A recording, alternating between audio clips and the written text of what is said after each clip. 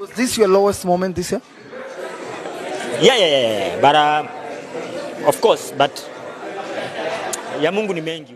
Well, good evening everyone. How are you? I hope uko salama. Karibu sana ndani ya #Chaombea254.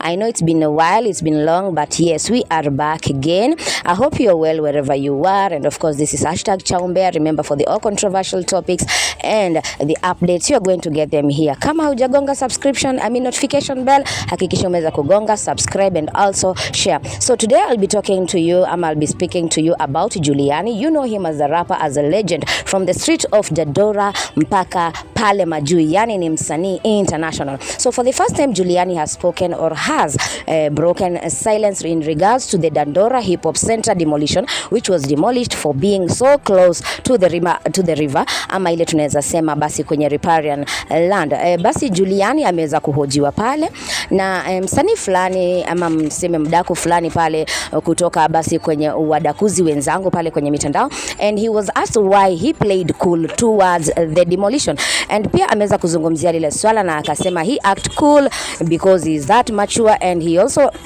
mentioned that the residents wanted actually to start chaos pale na kuweza kuweka strike kwa sababu ilikuwa ni hip hop center ambayo ilikuwa inasaidia sana watu pale mtaani. Nitakuwa nikikupa video, sitakuwa nikizungumza mengi sana, so that you can give your comments, so that at least you can give your view and tell us, basi utuambie maoni yako ni yapi in regards to wherever Juliani has spoken about. So the video is here.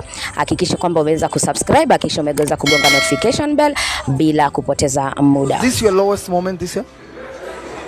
Yeah. But of course, but ya Mungu ni mengi. Huwezi jua kenye Mungu anapanga. Unajua saa zingine like I said, everything I've ever built na muambia sasa hivi waelewi.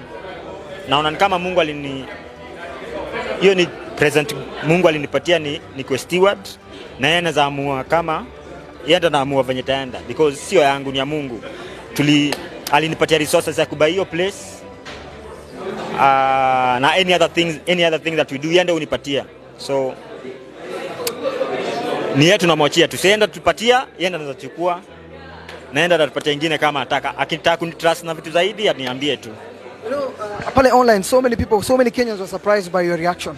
You know, watu wale expect maandamano, watu wale expect fujo, watu wale expect ni hiyo politician gani na push Juliani, what is really happening? But you played it cool, you know, you act matured, and maisha yamesonga tu smoothly. Because ingekuwa any other person kukunga na ile reaction, the ordinary reaction, you know. Yeah, so hata wasa mtaa walikuwa wanataka kufanya hivyo, walikuwa wanataka kureact, do something about it, kufanya investigation nini. But the truth is, once the building imeanguka, we can't do anything about it. The community tried to do something around it, but walikam na makarao nini, so ilikuwa chaos kabisa. So the truth is, I know my position nowadays. I know what I need to do, and I'm wise kidogo to know what I need to do, what's good for me, what's not good for me, what I'll do next. But in all, I never lose. Hata when things are down like that, siwezi lose. God akona mpango yake what he needs to do. Of course, we'll buy another property. We're going to buy another property soon, and not only in Dandora, and all the other neighborhoods. Yeah.